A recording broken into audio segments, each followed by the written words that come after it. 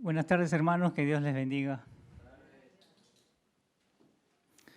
Realmente dichoso el hombre que confía en el Señor. Si no, estaríamos muertos de miedo ante cualquier situación que tuviéramos que enfrentar.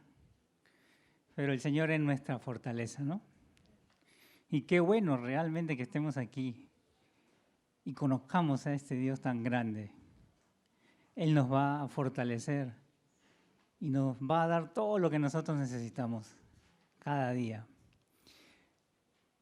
En este tiempo comienza una serie de predicaciones del libro de Daniel. Y yo creo que Daniel entendió bien esto de confiar en el Señor. Por eso es que fue el hombre que fue y por eso es que pudo salir victorioso de todas las situaciones difíciles que le tocó vivir. Amén. Así que vamos a ver el libro de Daniel y qué podemos aprender, ¿no?, de él. Realmente admiro mucho a Daniel y mucha gente también, ¿no? Recuerdo tu tío Aldo, cómo le gustaba a Daniel. A mí, cuando él falleció, tu tío, que se convirtió al Señor últimamente, luego él falleció, él le encantaba a Daniel. Y el día que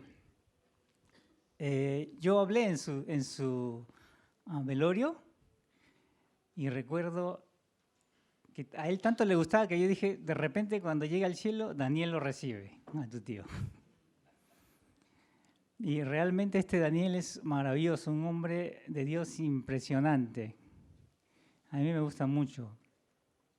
Y una de las cosas que me gusta de este libro de Daniel es un pasaje donde él está orando porque ya habían pasado los 70 años que Dios había determinado para el pueblo de Dios, el exilio en Babilonia.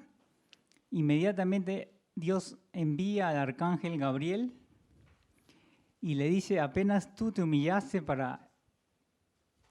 delante de Dios, vino la respuesta, porque eres muy amado, dijo. Y a mí me conmovió. Y dije, ¿cómo Dios? Me gustaría que Dios me diga lo mismo.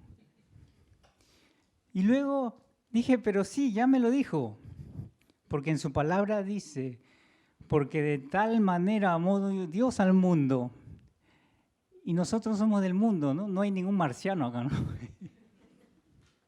Porque de tal manera amó Dios al mundo. Dios te ama. Y es real. Y te lo dice a través de su palabra. Así que, qué hermoso, ¿no? Dichoso el que confía en el Señor. Gracias por los testimonios. Realmente han sido muy lindos. Y por el tiempo del campamento, ¿no?, que todos disfrutamos. Así que antes de empezar, quisiera orar juntos para encomendarnos al Señor. Nuestro Dios, te agradecemos, oh Dios. Te agradecemos porque podemos estar bajo la sombra de tus alas, oh Dios. Aquí en tu casa, Señor, disfrutando de tu presencia, gozándonos en las alabanzas y a la hora de compartir tu palabra, por favor, pedimos tu bendición, Señor, para que hables a nuestras vidas. Te agradecemos y te pedimos en el nombre de Jesús. Amén. El libro de Daniel es uno de los libros más importantes de la Biblia. Tiene mucha bendición. Es un libro profético, apocalíptico, escrito por el profeta Daniel.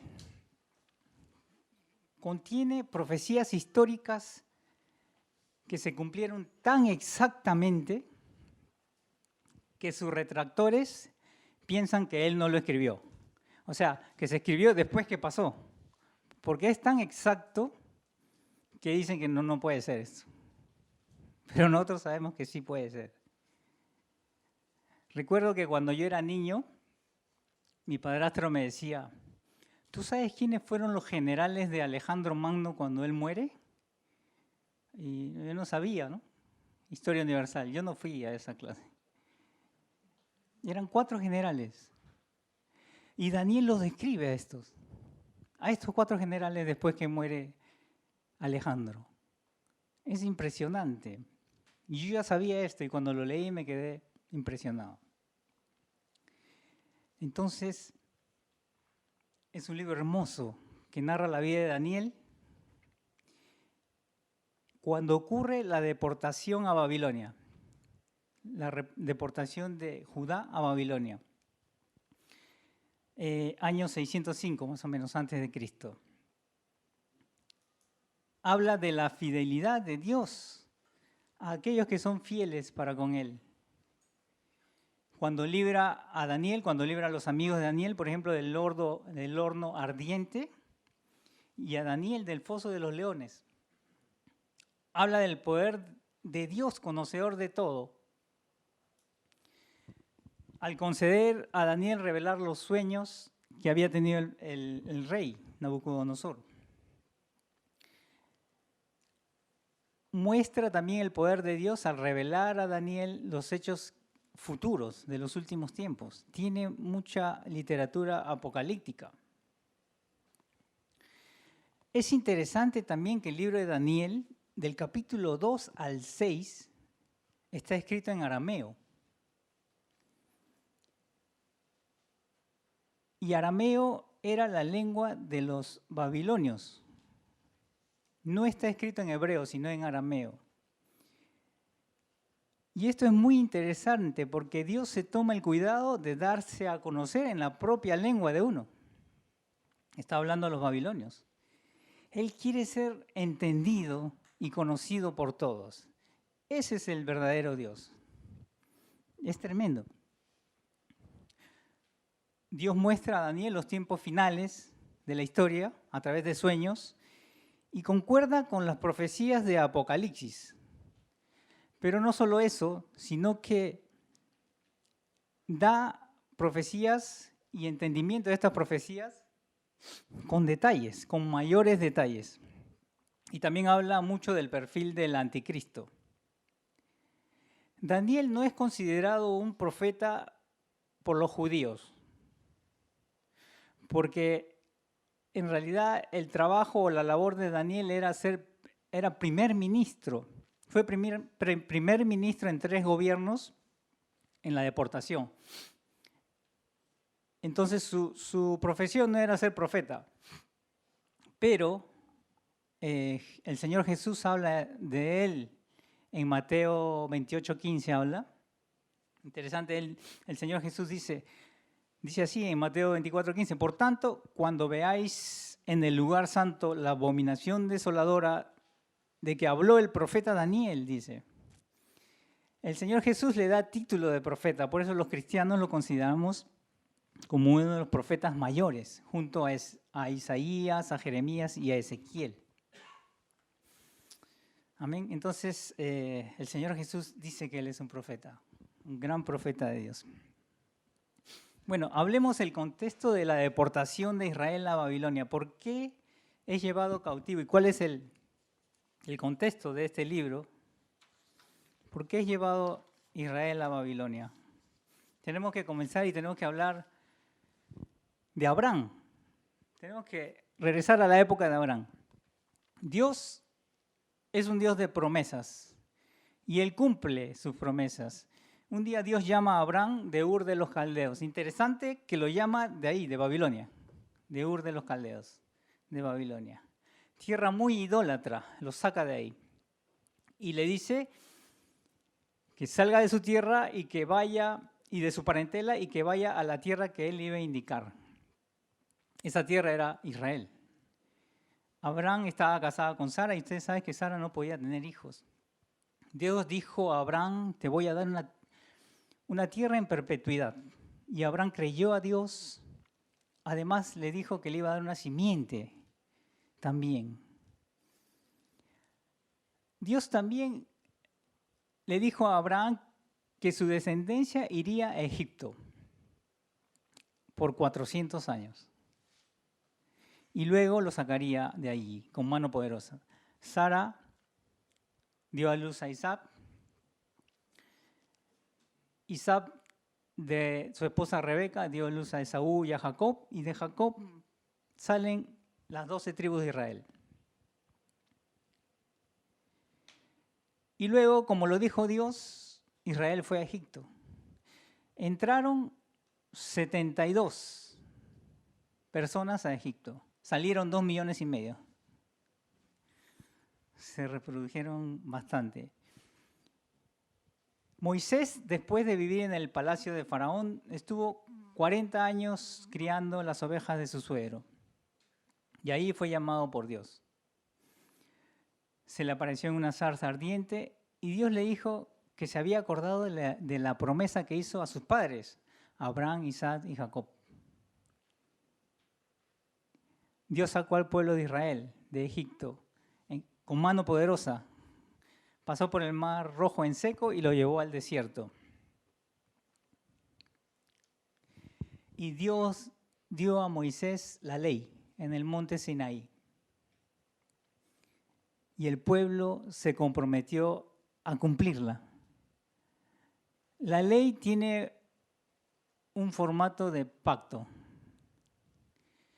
Estipulaciones, bendiciones, si las cumplen, si cumplen sus preceptos, y maldiciones si no las cumplen. Dios hizo un pacto con Israel y ellos se comprometieron a cumplirlas. Ellos dijeron, todo lo que Jehová ha dicho, eso haremos, pero no lo hicieron. El trayecto de Egipto a Israel duraba solamente 3 semanas. Ellos lo hicieron en 40 años. Un viaje de 3 semanas en 40 años, por su desobediencia, incredulidad e idolatría. Solo 2 de ese grupo y los menores de 20 años pasaron a la tierra prometida. El resto murió en el desierto. El pueblo de Israel se instaló en la tierra prometida. Pasaron años y pasó el tiempo de los jueces, donde todos actuaban según les parecía. Se olvidaron de la ley de Dios. Luego el pueblo pidió reyes, como tenían las demás naciones. En sí no estaban pidiendo algo malo, porque Dios había dicho a Abraham que de su descendencia iban a salir reyes. Pero el problema era que ellos querían reyes como los del mundo, como los de los reinos paganos. Y los reyes de las naciones decían ser dioses. Ahí está el problema. Dios levantó a Saúl, quien fue el primer rey. Pero él desobedeció a Dios y quiso ofrecer sacrificios en lugar del sacerdote. Y Dios lo desechó. Luego Dios levantó a David. David reinó 40 años. Tuvo un gobierno bueno, pero también tuvo muchos problemas cuando él pecó. Y de ahí no fue muy bueno. Más adelante, después de David, quedó en su trono, o dejó en su trono a su hijo Salomón. Salomón reinó 40 años también. Los primeros años fueron muy buenos, pero luego el rey se corrompió. Dios había prohibido a los reyes 3 cosas. El rey no debía acumular caballos, porque Dios iba a pelear sus peleas, no él. Creo que eso es para nosotros también. Como dice la palabra, no es con espada ni con ejército, sino con su Santo Espíritu. Nuestras peleas las pelean Dios. Es interesante que el nombre de Daniel significa Dios es mi juez, Dios es mi justicia. Y de repente el triunfo de Daniel en su vida fue eso, dejar a Dios que pelee sus batallas y que Él sea su justicia, su juez. Entonces el rey no debería de acumular caballos. Dios había prohibido también acumular oro, dinero. Tampoco tenía que acumular oro. Salomón acumuló bastante oro, pero él había prohibido eso, porque él iba a suplir sus necesidades, como a nosotros también. El hombre de Dios, olvídate de la lotería. Qué bonito sería, ¿no? Ganarse la lotería. A veces uno está pensando como que si me gano la lotería. El problema en sí está en que no, Dios va a suplir con tus necesidades. No te aferres a otra cosa, olvídate de tu negocio. Dice la palabra, el Señor nos decía, en los negocios de mi Padre estoy, ¿no? Busquemos el reino de Dios y su justicia y todas las cosas nos serán añadidas. Dios pelea tus batallas, Dios te provee, olvídate de la tinca. Y también había prohibido otra cosa. Dios había prohibido llenarse de esposas. Este no es nuestro caso, ¿no? Quizás los mormones, ¿no? El Joseph Smith tenía 40 esposas. Él había prohibido llenarse de esposas. Y Salomón tuvo 300 esposas y 700 concubinas. Qué envidia, no, mentira. Bueno, el problema aquí, aparte de las suegras, ¿no? Porque vienen en seto, ¿no? Vienen con las suegras. El problema aquí es que Salomón tomó esposas de pueblos paganos y ellas vinieron con sus dioses, con sus ídolos. Y entonces ellas inclinaron su corazón hacia los ídolos y lo apartaron de Dios. Y se volvió una desgracia, el hombre más sabio que hubo y que nunca iba a haber, según dijo el Señor. Se volvió una desgracia. La sabiduría no es nada si no está sujetada a la palabra de Dios. Y es por eso, que los sabios de este mundo, tú ves a los sabios de este mundo diciendo que vinieron unos marcianos y dejaron una semillita y comenzó el hombre más inteligente de la tierra. Se hicieron necios. Los hombres más guapos de Hollywood, Tom Cruise, John Travolta, miembros de la cientología, o sea, creen en los marcianos, ¿no? Se hicieron necios, así como Salomón. 300 esposas, 700 concubinas. Bueno, después de Salomón el reino se divide en dos. El hijo de Salomón fue peor. Dividió el reino en dos. El reino del norte y el reino del sur. En el reino del norte casi todos los reyes eran malos, malvados. Así que en el año 721 a.C., Dios, a causa del pecado, de la idolatría y la maldad, envió a los asirios y se los llevan al exilio, al reino del norte. Y traen extranjeros a Samaria para que se mezclen con ellos. Y ahí nacen los samaritanos. Ese pueblo samaritano, por eso le dicen impuros, porque están mezclados con los asirios. Y ya no son judíos 100%. Y este exilio del reino del norte era como una advertencia para el reino del sur, para las tribus que quedaban de Judá y de Benjamín, para que obedezcan a Dios y no pequen, para que se vuelvan a Dios. Algunos de los reyes de Judá fueron buenos, algunos, pero la mayoría cayeron en pecado también, en maldad y en idolatría. Por eso en el año 605, Nabucodonosor de Babilonia sitia Jerusalén.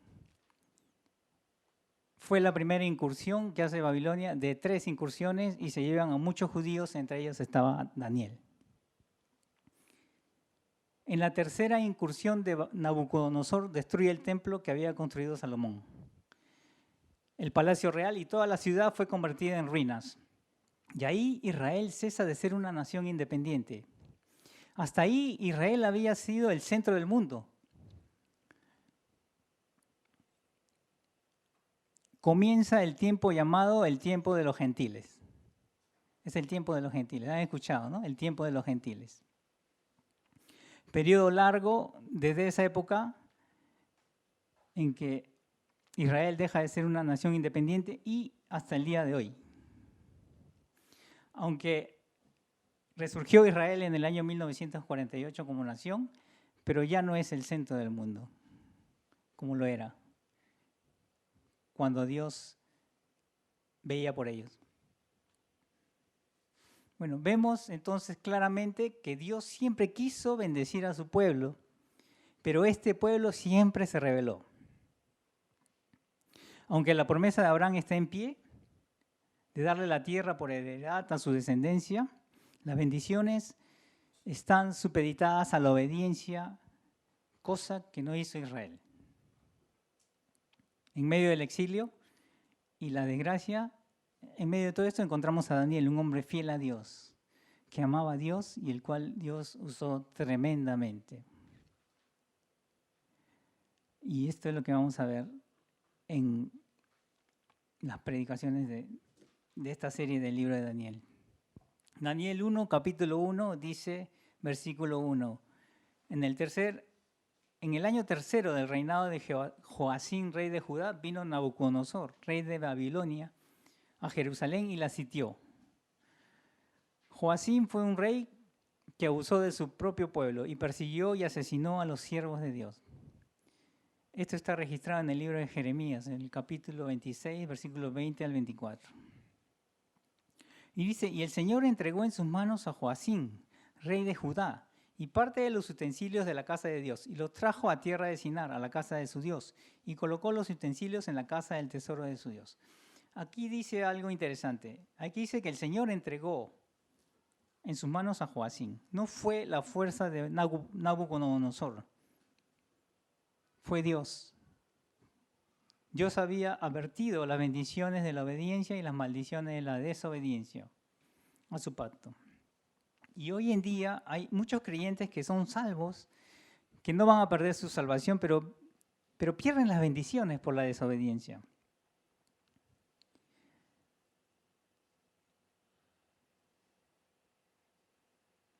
Viven bajo sus propios preceptos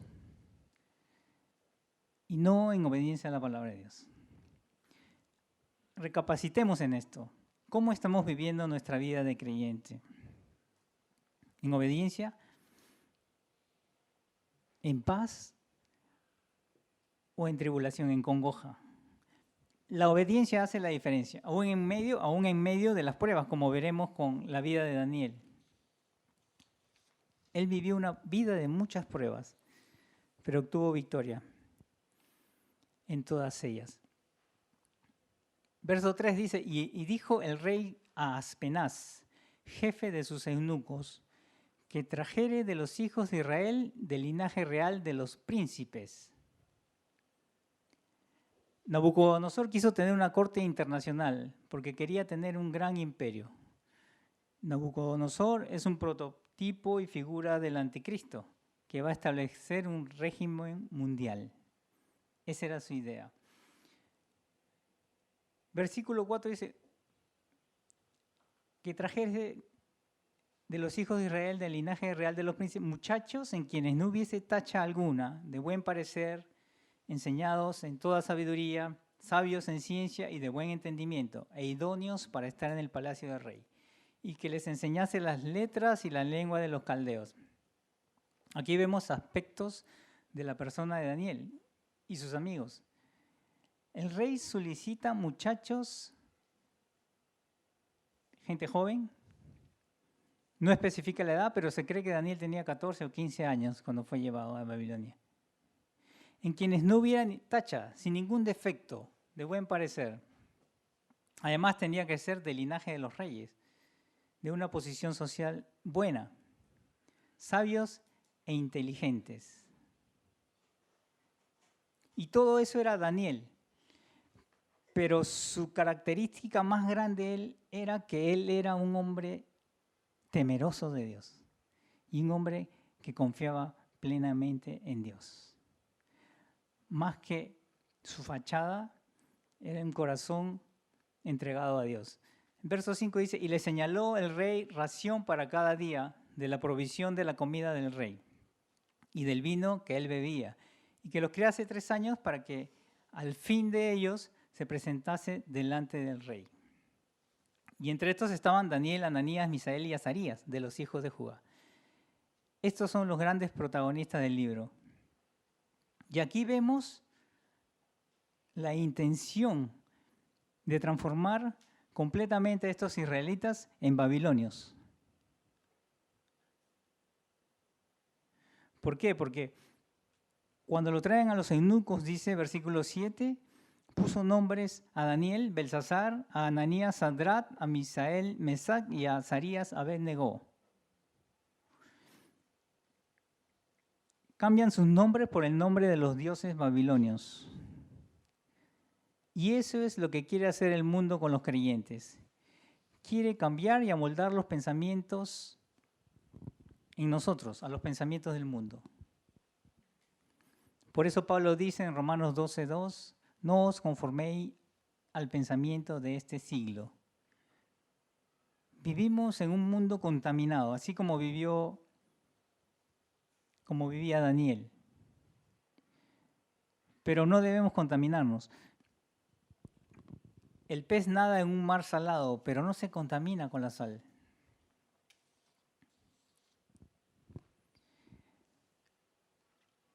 No dejemos que el mundo y sus pensamientos contrarios a Dios penetren en nuestros corazones. Y versículo 8 dice lo que hizo Daniel. Y Daniel propuso en su corazón no contaminarse con la porción de la comida del rey, ni con el vino que él bebía. Pidió por tanto al jefe de los eunucos que no se le obligase a contaminarse. Y esta es la virtud más grande de Daniel, mayor que su aspecto físico y que su estatus social, su inteligencia y su sabiduría. Él era temeroso de Dios y había propuesto en su corazón no contaminarse con el mundo. Es un gran ejemplo. Deberíamos hacer lo mismo que hizo Daniel. Proponernos de antemano a no contaminarnos con las cosas impuras de este mundo. No decir como muchos, pero si todo el mundo hace estas cosas, ¿cuál es el problema? O a mí no me pasa nada, yo soy fuerte. No, tengamos cuidado. Realmente hay que ser valiente para no ceder ante un mundo contrario a Dios. Es una lucha muy fuerte, sobre todo para los jóvenes. Y no amoldarse al mundo. Cuando todo el mundo habla de sexo como si fuera cosa normal. Cuando todo el mundo habla mal de otra persona. Cuando abundan los chismes. Debemos ser valientes para no ceder a estas cosas.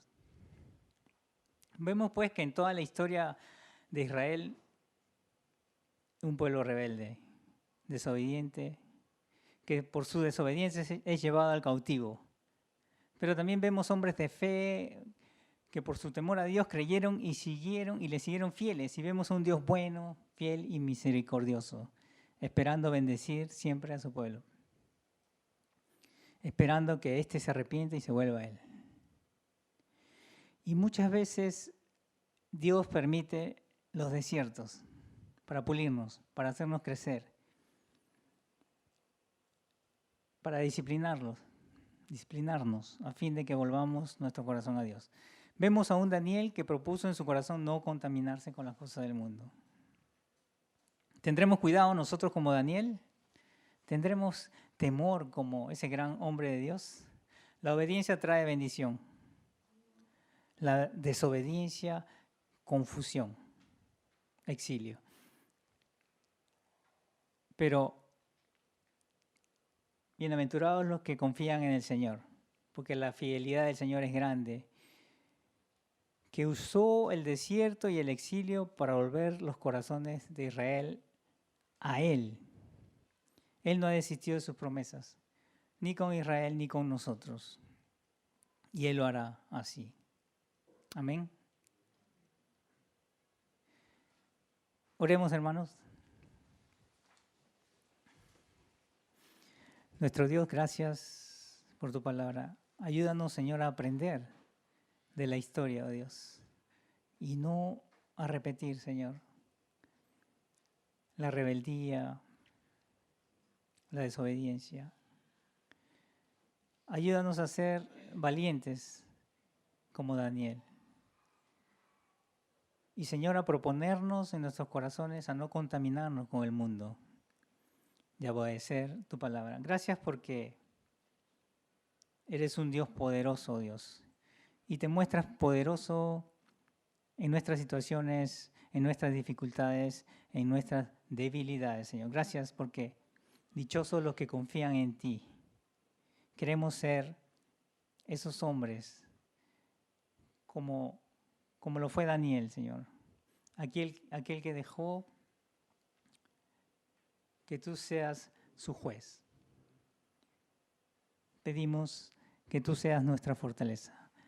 Que nos des fuerza, Señor, para confiar cada vez más y más en ti, aunque la situación se ponga cada vez peor. Pero gracias porque tú en eso te glorificas. Y te agradecemos, te bendecimos, Señor, por nuestras vidas, por cada uno de mis hermanos y por lo que tú vas a hacer en cada uno de ellos también. Aumenta nuestra fe, Señor, para confiar en ti cada día más. Te agradecemos, pedimos, oramos en el nombre de Jesús. Amén. Dios te bendiga, hermano.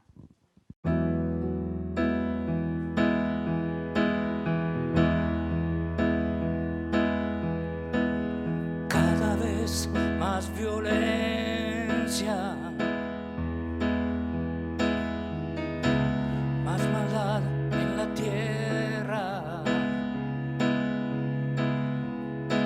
Parece que el amor ha muerto y la locura reina sobre la humanidad. Jóvenes acabados, niños abandonados,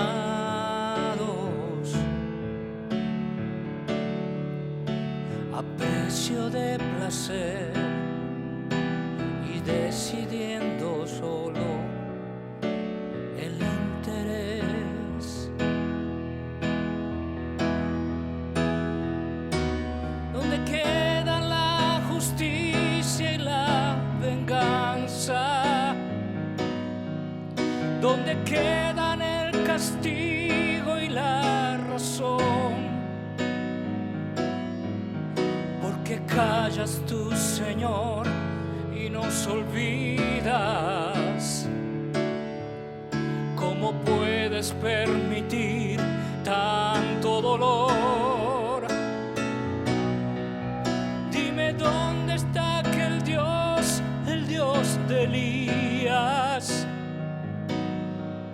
que de vez en cuando se dejaba oír. ¿Cuánto tiempo tardará aún tu espíritu en venir? Necios como niños,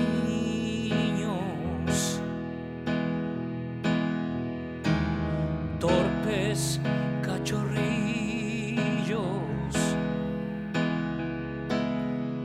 como nos gusta jugar y nos gusta preguntar aquello que hace tiempo sabemos ya. Dios aún sigue hablando, sigue aún contestando, y aquel que quiere oír aún puede percibir su voz de amor.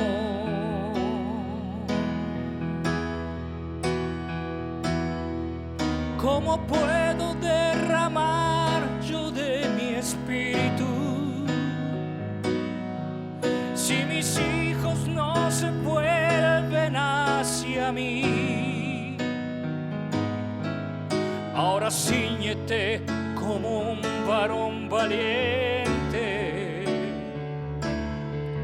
Yo hablaré y tú me contestarás a mí.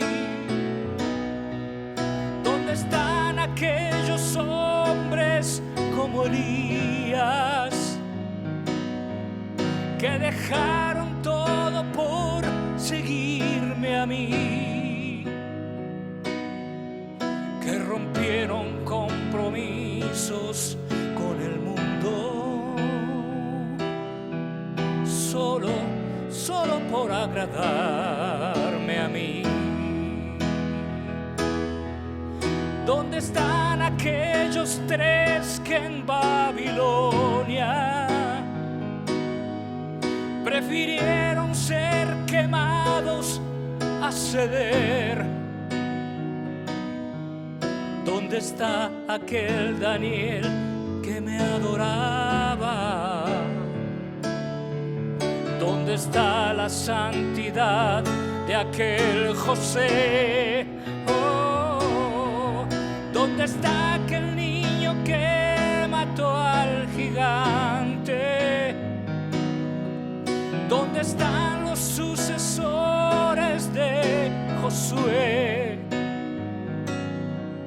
¿Dónde están esas mujeres entregadas como Esther? Jóvenes acabados, niños abandonados, a precio de placer, y pagan inocentes los errores de otros en el ayer. Si mi pueblo se volviese y me buscase, renovando así su entrega y su fe, si me amasen como aman sus caminos, si olvidasen los rencores del ayer, oh, yo abriría las ventanas de los cielos y la tierra hoy vería mi poder. Mientras tanto aún repito como antaño, buscarme y viviré.